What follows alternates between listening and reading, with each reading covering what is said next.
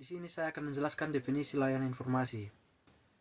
Dalam menjalani kehidupan dan perkembangan diri, individu memerlukan berbagai informasi baik untuk keperluan hidupnya sehari-hari, sekarang maupun untuk perencanaan kehidupan ke depan. Individu bisa mengalami masalah dalam kehidupan di masa depan karena tidak menguasai dan tidak mampu mengakses informasi. Ada beberapa pendapat mengenai layanan informasi.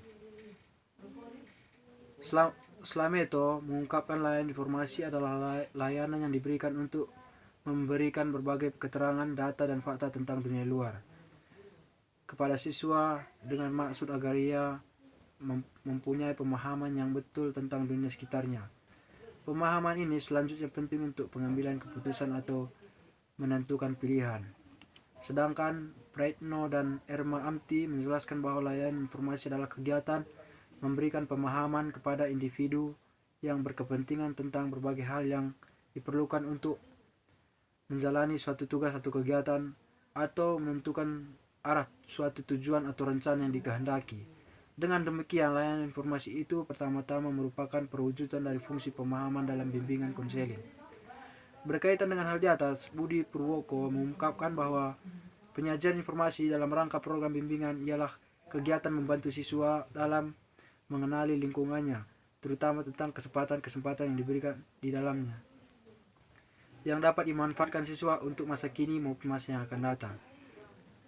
Winkel dan Sri Hastuti juga menjelaskan bahwa layanan informasi adalah usaha untuk membekali para siswa untuk pengetahuan tentang data dan fakta bidang pendidikan sekolah, supaya mereka dengan belajar tentang lingkungan hidupnya lebih mampu mengukur dan merencanakan kehidupan sendiri. Namun, mengingat luasnya informasi yang tersedia,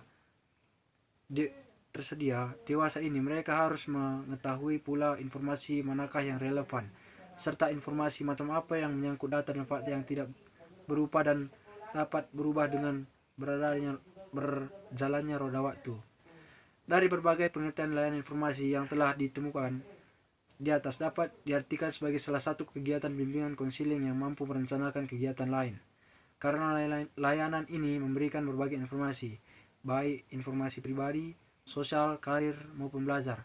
Hal ini secara tidak langsung menyelesaikan masalah yang dialami siswa secara keseluruhan. Layanan ini dapat menambahkan wawasan siswa, mengenali dirinya sendiri, dan mampu. Saya akan mencoba menjelaskan pada poin kedua, yaitu mengenai jenis-jenis layanan informasi yang ada di perpustakaan. Sebelumnya, pada poin pertama sudah dijelaskan pengertian dari layanan informasi. Nah, jenis-jenis layanan informasi yang ada di perpustakaan itu ada dua. Yang pertama itu layanan sirkulasi, dan yang kedua itu adalah layanan referensi, di mana layanan sirkulasi ini merupakan ujung tombak jasa perpustakaan. Kenapa dikatakan dengan ujung tombak jasa perpustakaan? Karena pada layanan sirkulasi ini dia ada kegiatan bagian administrasi, yaitu tentang bagian peminjaman serta pengembalian bahan pustaka. Dan yang kedua itu ada layanan referensi, di mana layanan referensi ini merupakan layanan perujuk gitu kan. Contohnya saja, jika seorang pemustaka datang ke perpustakaan ingin mencari bahan rujukan atau koleksi rujukan seperti tesis, skripsi, ataupun yang lain-lain, nah pemustaka itu akan diarahkan kepada bagian layanan referensi. Namun pada era kali ini informasi sekarang, layanan referensi itu dibagi lagi menjadi 4. Yang pertama itu ada layanan informasi referral, di mana layanan informasi referral ini merupakan layanan perpustakaan yang diberikan kepada pengunjung dengan menunjukkan atau merefer kepada lembaga lain. Contohnya seperti ini. Jika kita ingin meminjam suatu koleksi di perpustakaan A, namun di perpustakaan A ini tidak ada koleksinya. Nah, pihak layanan referensi ini itulah akan meroker ke perpustakaan B untuk mencari koleksi yang ingin pemustaka tadi itu cari. Dan yang kedua itu ada layanan Selective Dissemination of Information atau SDI. Nah, SDI ini yaitu merupakan penyebaran informasi kepada orang yang sudah terpilih oleh perpustakaan.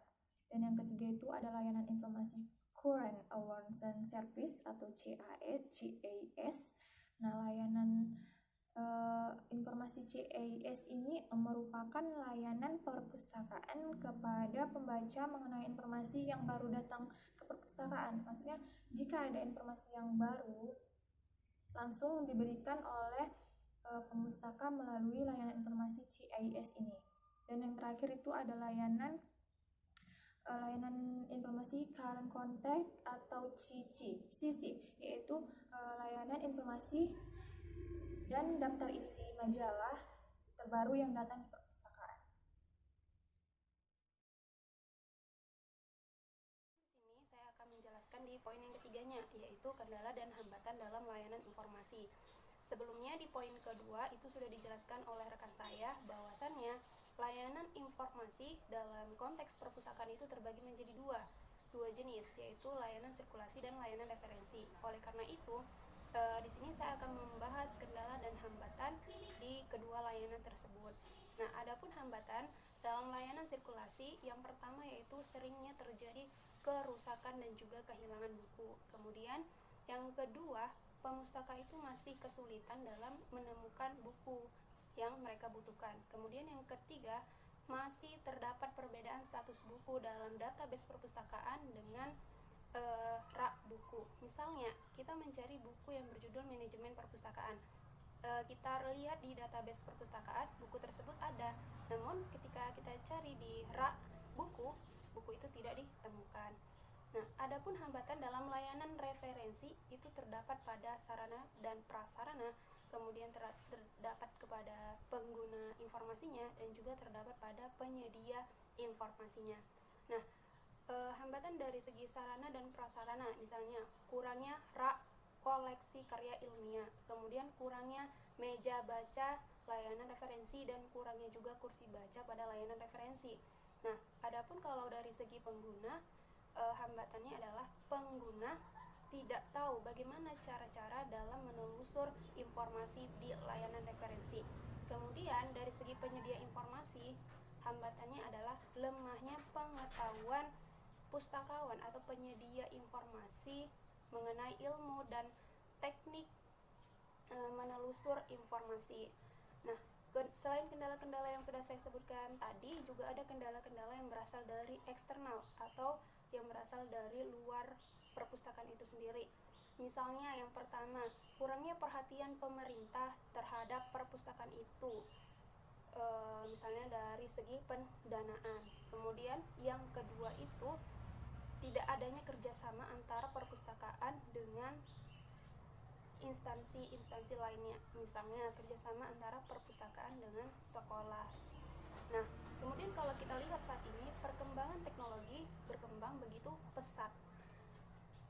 Informasi pun banyak dikemas dalam bentuk digital atau konten digital. Oleh karena itu, perpustakaan harus bisa menyesuaikan perkembangan teknologi ini, karena perpustakaan itu adalah penyedia layanan informasi.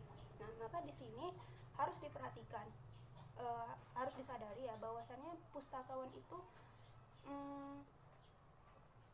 harus ditingkatkan lagi kemampuan IT-nya, kemampuan di bidang IT-nya.